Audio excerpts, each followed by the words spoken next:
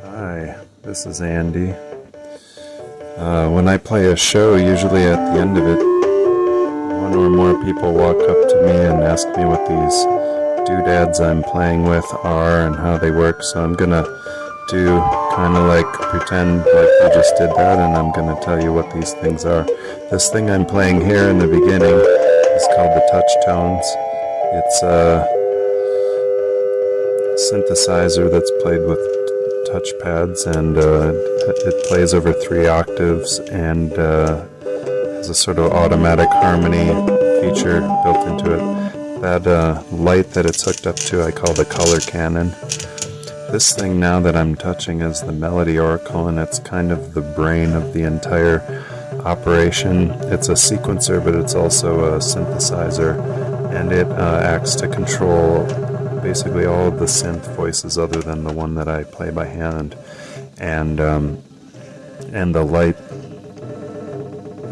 projections as well.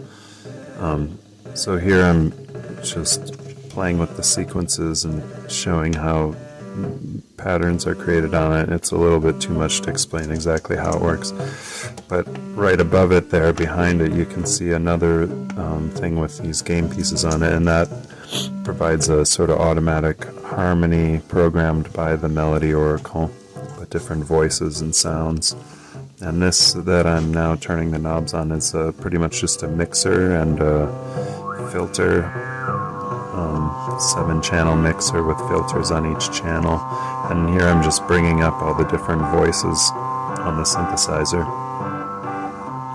There's a sampler, there's 2 basic waveform synthesizers, and a ring modulator. So now I'm going to give you a peek into my refractive light projection box, which I call the color oracle. There's 3 rotating platters in it, 2 horizontal and 1 vertical, and they are hooked up to the controls of the Melody Oracle, the pattern sequencing, to change direction and speed of the rotation. And then there's a 3-color laser, which is triggered by 3 elements of the Melody Oracle as well. So the light is shot through these refractive elements, and that's what creates the patterns that you see.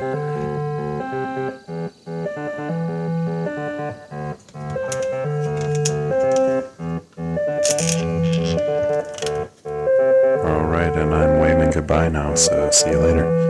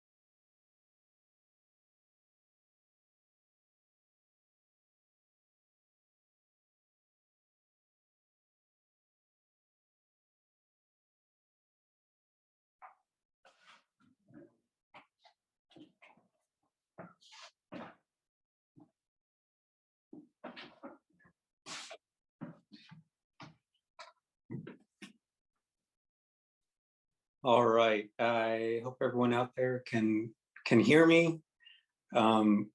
We are live here with Andy Puls.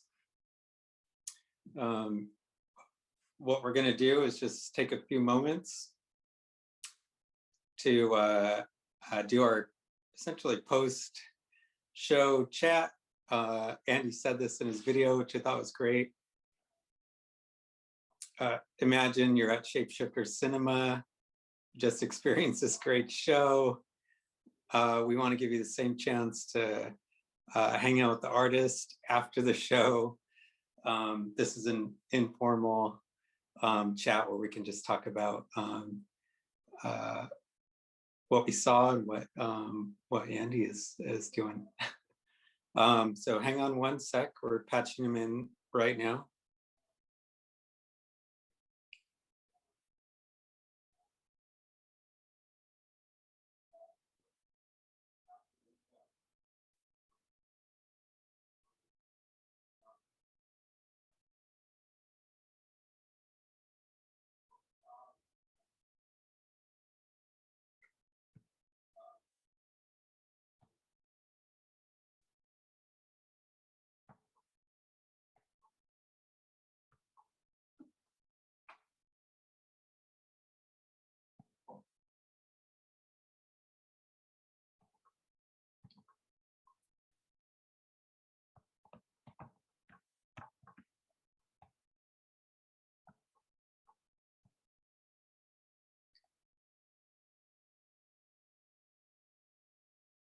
just a sec. We're few audio difficulties here. Get those sorted.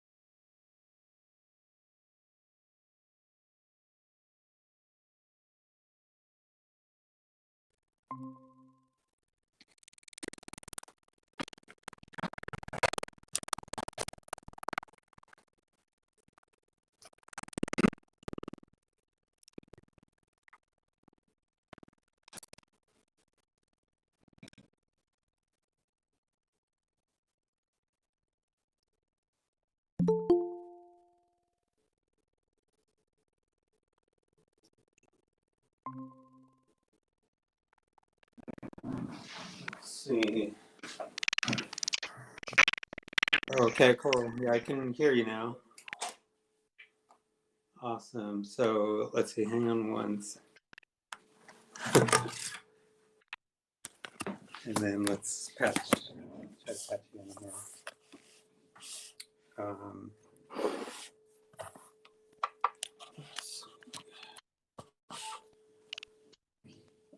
This works. Yeah.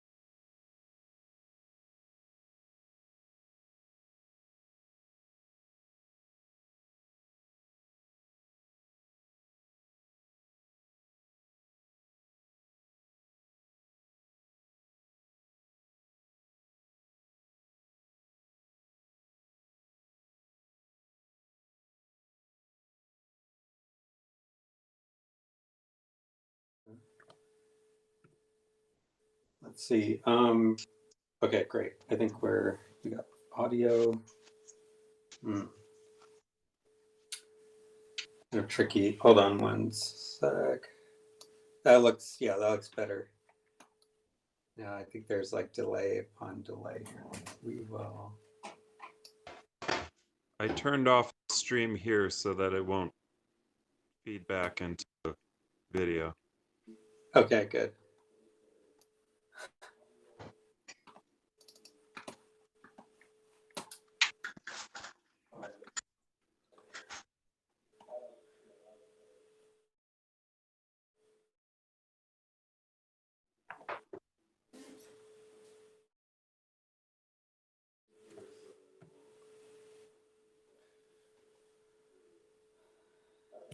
Okay, I think we're good. So let's try to do this. Thank you so much. It's really great to have you here. I think everyone's thrilled with the work. We are trying to do this with all the means that we have available to us. So I really appreciate you for doing that. Same here, and I appreciate you guys for going out of your way to do this kind of thing over the internet.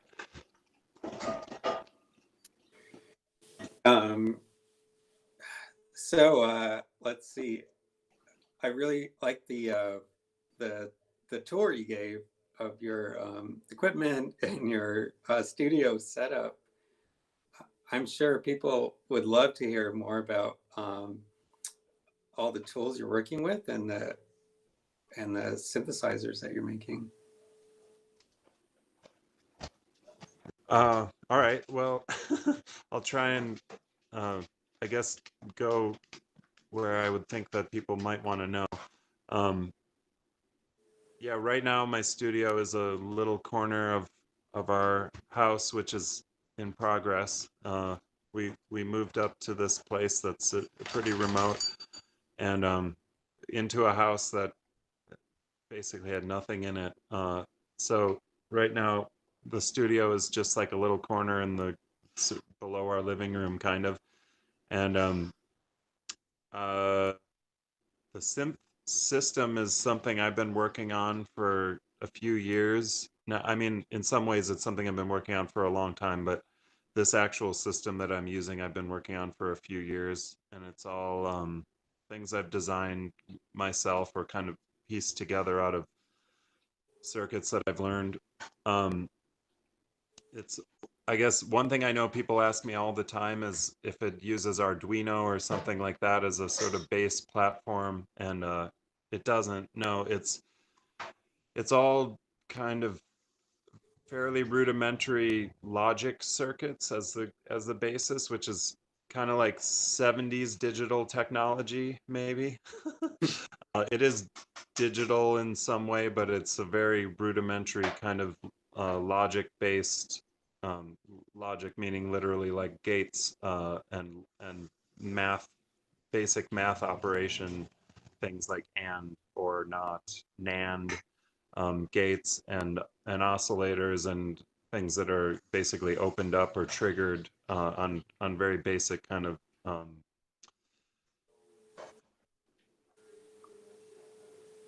quasi analog, I guess, type of sequencers and things like that. But technically it's digital, but it's a very rudimentary kind of digital circuitry.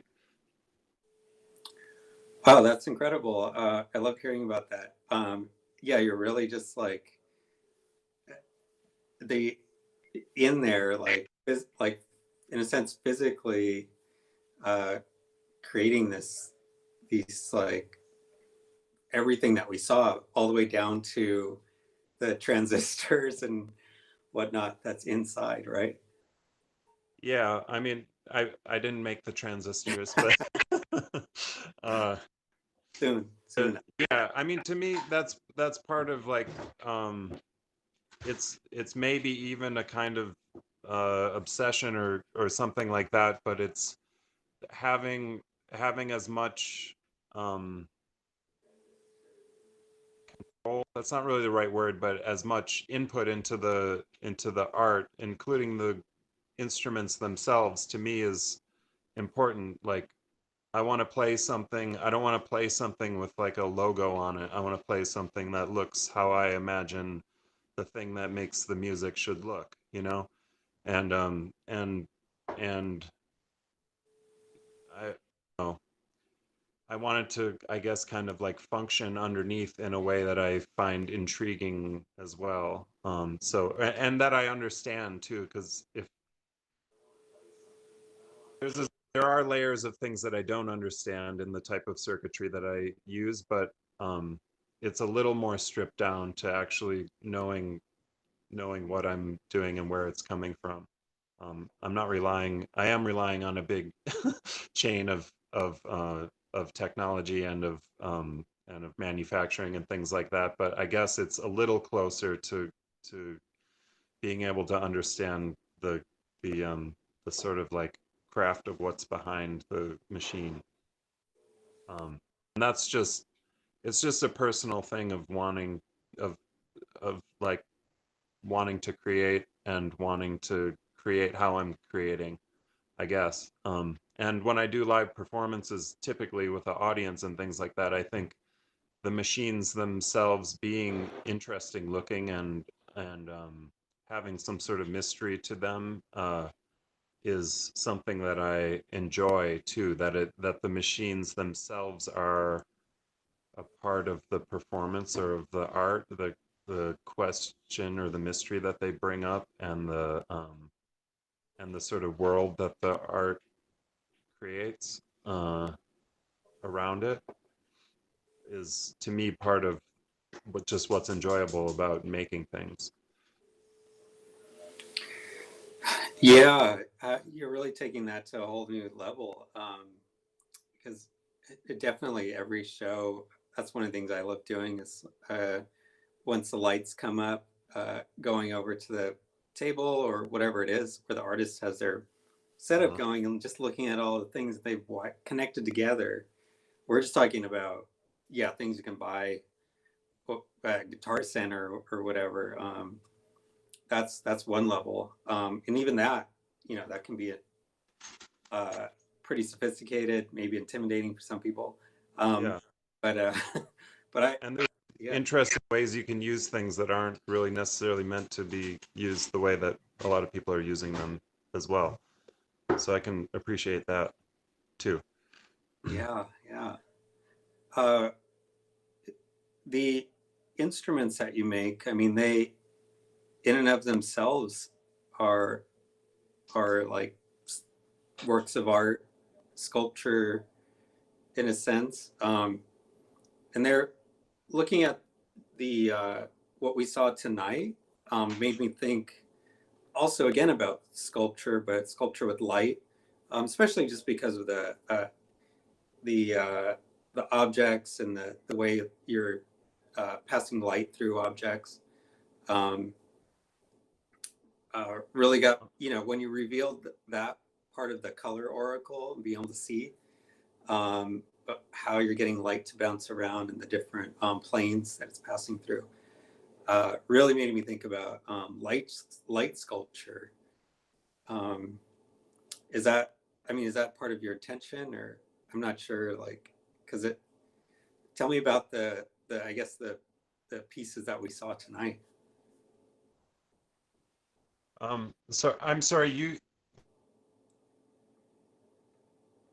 Uh-oh. connection isn't that great, but I caught that you're asking me about the light projection system and the refractive element. Could you just rephrase just the S?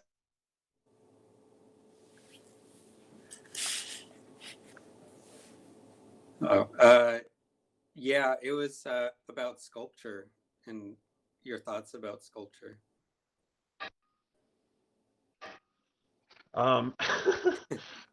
Honestly, I don't think about sculpture very much in the I guess in a way that I ever think the word sculpture in my mind.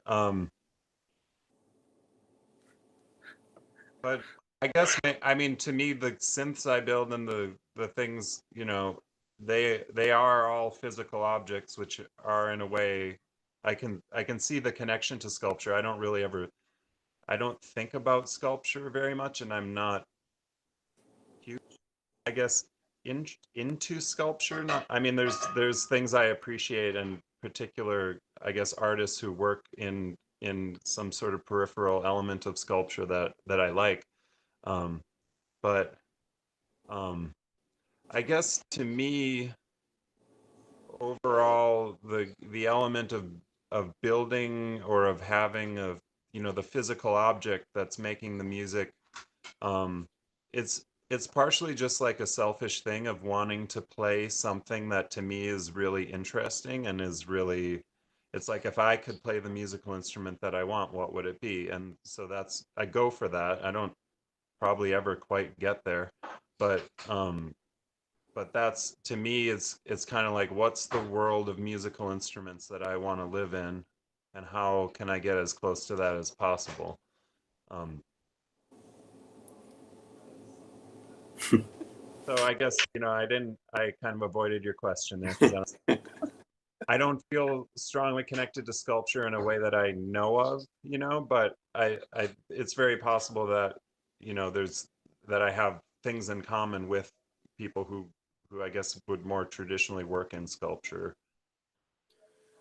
Yeah, I guess maybe a more contemporary term would be an installation or light installation.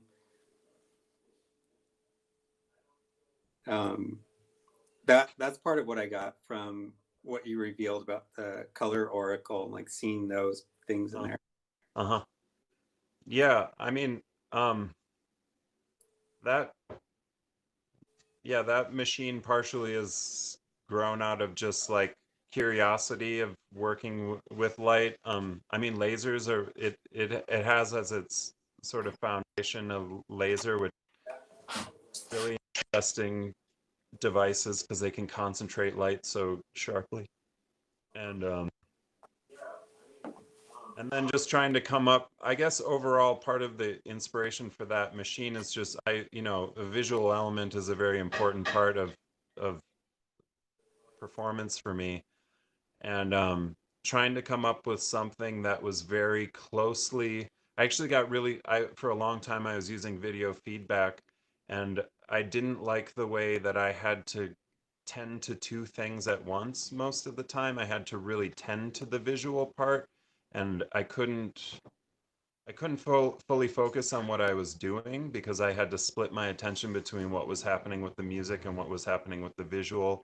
And so I tried to come up with a machine that would let me just do all of it at one time, make the music and make the video. I mean, I do have to adjust things, and I look at it and see, what could change about it. But more, I wanted something that would just be kind of doing all of it at one time versus having to make a visual element and make a music element and make sure the two things were kind of like matching each other, and or just like what, like wasn't just doing something I didn't want it to be doing while I wasn't paying attention or something like that.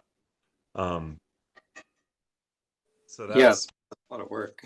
that's how that element or the machine, the the video or the visual projection part of it was, I guess, born or was came about.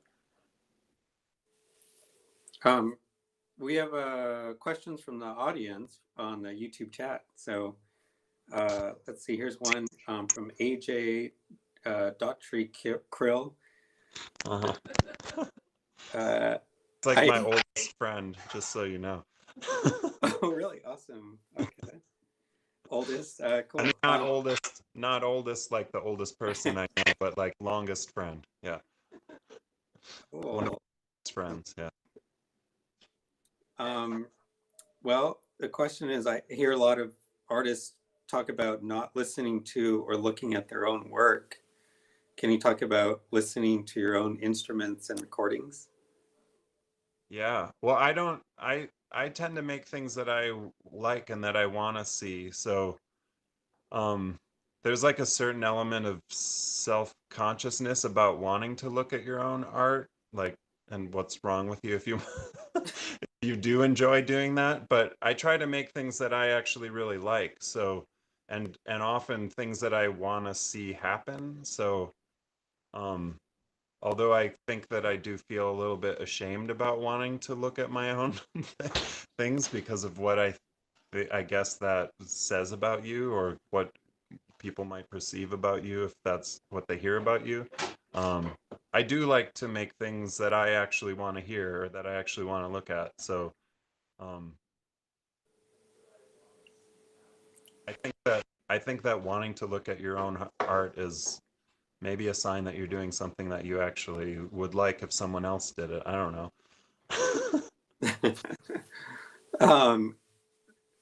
So I was playing your pieces during the week, just testing sound out, and my daughters, it was like triggering for them. They heard it and they would run into the room and just start dancing. Oh. I know. That was better than my daughter's response. She mostly just wanted to ignore it. She did look at it and say colors, but then she was kind of into her own thing. She didn't really want to watch Papa's show. Yeah, but that, like, there's something like really visceral too about the work, which I really love, which I definitely get like all this enjoyment out of it, just like listening to it and hearing it and playing it on repeat, like these few pieces, and then watching the girls dance around to it. Like, that's all. So maybe that's part of it. Just like, I mean, I enjoy like listening to it over and over again. Well, thank you. Yeah. Yeah, I mean, I would hope you hope at least that your ideas of what's good is close enough to, or somewhat close to at least what some other people think is good. So hopefully if you make something that you want to see or that you want to listen to over and over again, that hopefully there's at least a few other people who are, I don't know, have the same problem you have. or you have the same taste as you. Maybe that's a nicer way to put it. Cool. Let's see. Just to put it out there for the audience, if there are any other questions, post them in the chat. There's comments coming in. Andy likes sculptures of pants, I happen to know, from That was a kind of ready-made, nature-made. Okay. There's some inside joke happening there, I think.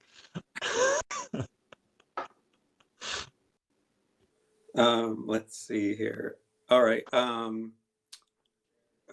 Tell me, I mean, okay, so this is totally off topic. Just tell me about what living out, I was just reading an article on your website out, being a hermit is like. Well, I mean, in a time when people aren't allowed to hang out with each other, it's like basically the best thing you could be doing. But that aside, I mean, we moved. It's actually almost a year ago that we didn't know we were moving up here, but we came up here.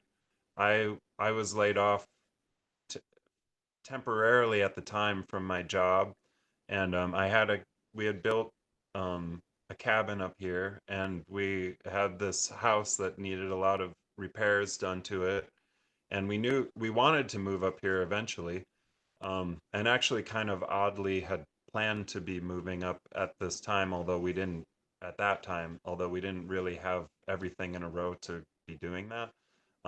So the pandemic kind of put things in a row for us to do that. Um, uh, so yeah, it's been almost a year now. We were back in the Bay for about a month because we had to get things in order and move and stuff like that. Pack up. But being up here, I mean, especially through the winter, that it's been challenging. It's been like just we're like literally off grid up here. We don't have any kind of utility. Everything that our electricity we generate here with solar power. Um, just the nature is gnarly. Like you learn, like when you live in a city and you go to nature, you think that nature is beautiful. When you live in nature, you still think it's beautiful and you see how beautiful it is all the time, but you also learn that nature is constantly destroying everything. So you come to understand that there's two sides to that. And you know, nature is still romantically beautiful as you imagine it before you are completely subject to it and needing to battle it constantly for making sure that you don't die and your family doesn't die. But uh, um, I guess that's the main thing that it's something that I knew to a certain degree before, but actually being here and struggling with it. And fortunately, we've had a lot of snow and things like that, but not an extreme kind of winter. I think there could be more extreme winters to come. Um, but the winter has been, it's not completely over yet, but it has been fairly forgiving to us, and we've been able to get in and out of our property when we want to buy groceries and things like that. Uh, but I mean, in general, like it's very beautiful and inspiring to be here all the time. And I really feel grateful that things kind of align to be able to do that. And it's also like I mean, every day is lots and lots of work, like lots of work. Yeah. Wow. Okay. What kind of work is it like? I don't know. I mean, I have no comprehension. Chopping wood, a lot of chopping wood. It's saying in the background over here. Yeah, cutting down trees. We have an unfortunate situation that there's a beetle that it's a problem in a lot of national forests, and it has destroyed a lot of trees. Mm. And we have a fair number of dead trees on our property that have been killed by this beetle. So that's been our firewood. We weren't prepared for we don't have years of firewood set aside or anything like that, and we are rebuilding a house, so we got a lot of firewood ready, but basically not enough for an entire winter. So fortunately, there's a bunch of dead trees that are still standing that are not rotten or anything like that. There's still always a danger in cutting down a dead tree, but um, that it might break and that the top of it might fall on your head. Um, but but so far they've been falling down pretty much where I want them to fall down, and they've been our firewood. So there's a lot of that firewood, just keeping our house warm. With the house itself was um, gutted, so luckily we haven't had to tear the house apart very much. But it's basically it was down to a frame, and so I've been rebuilding a house with putting in everything from yeah, it's a A-frame built in the 70s. And then neglected for a long time. So just, I've been just rebuilding the house Yeah. from basically. And Yeah. I don't really know the history exactly of what happened here, but there never has been electricity from any kind of utility here. There's never been gas service or anything like that up here. So everything, we have gotten a fairly normal house set up. We have like a gas stove which runs on propane that we buy and um, we have running water, which is a little bit of a different system that would be in a normal like house. um, yeah, we won't talk about the toilet. um, but yeah, solar power, which has actually, now that we've gotten some, now that our solar panels aren't blowing away in the wind, hopefully, uh, is pretty much like reliable electricity every day. This right now that we're we're beaming to you via cellular connection from a antenna that's up in a tree in order to have a booster, because our cell tower that we connect to is like, I think it's about 30 miles away. I don't know for sure. We have to use a booster to get a signal, but we magically do get a cell phone signal inside of the house. Or if you stand in the right place on a cliff, you can get a signal in some other places. Oh, But it is, we've had to figure out basically everything up here, just to try and maintain a relative level of like transition from living in a city to living in a completely remote place, and like appliances and and using the internet and things like that. yeah. Yeah, I don't want to eat up all your juice, like your electricity with this. We're all right with electricity, actually. We might use up all my data on my cell phone plan, but the Okay. So let's see if there's any more questions from the audience here. Well, I don't know. I think there's a question about where you're living, but you don't have to tell people where you're living. But how about like how long of a drive is it to how many hours or from the Bay Area, it's like 5 and 6 hours, depending on how much you pee and how fast you drive. yeah. We're in Siskiyou County, which is one of the northernmost counties of California, and we can see Oregon if we stand at certain places on our property. So we're close to Oregon. Oh, nice. Okay. Wow, that's amazing. North central part of the state. Yeah. It's the Cascade Mountains, the mountain range that we're in. Oh, nice. Okay. Well, let's see. There's some more comments here about from Comic Crack, the Vision Magic Voyage album has had a lot of playtime here. My daughter's reaction was similar. She's in the room and dancing. Nice. I'm always happy when I hear about people who have listened to that album, because I spent a really long time working on it. And I don't really know. I know it's out there in the world, but I don't know that much about how, like, who listens to it or how much. So maybe just to wrap up, can you tell people like how they can follow you, listen to more of your music, get their hands on a Melody Oracle?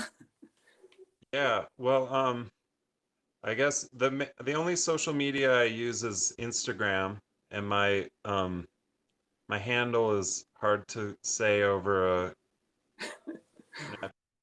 a underscore magic underscore pulse wave, which is PULSEWAVE. And that's probably the easiest way to, that then can connect you to other. I have a website where I sell electronic instruments through, which is melodyoracle.com. And then I have a personal website too, but you can connect to that stuff from the other things. But that's probably the easiest, those two things, Melody Oracle and my Instagram handle. We also are up here, we're trying to start a kind of retreat and hopefully residency kind of thing in the future as well. So we have a website for that too, which is oakringridge.com. So I think those cover the basics of finding me on the internet. Awesome. Well, thank you so much for taking the time out to talk with us here. And thank you so much for sharing your work in a really incredible evening. This was fun. I've never done a streamed. I'm glad we were able to send some files just because I didn't know how it would work to actually do the performance live. But this is nice to be able to actually have some live interaction. But the pieces were they were just so people know, they were recorded live basically in the corner of my room last night and the night before. So awesome. It's really good to see you, man. Thank you so much. Thank you. Cool. Okay. Well, take care. I'm gonna send us back to our slideshow. Thanks again, Andy. Yeah, thank you. Have a good night, and nice to see chat bubbles from people on the internet and things like that too. And hopefully we'll all see each other in faces again sometime. Yeah, awesome. Okay. All right. Bye for now. Bye. All right.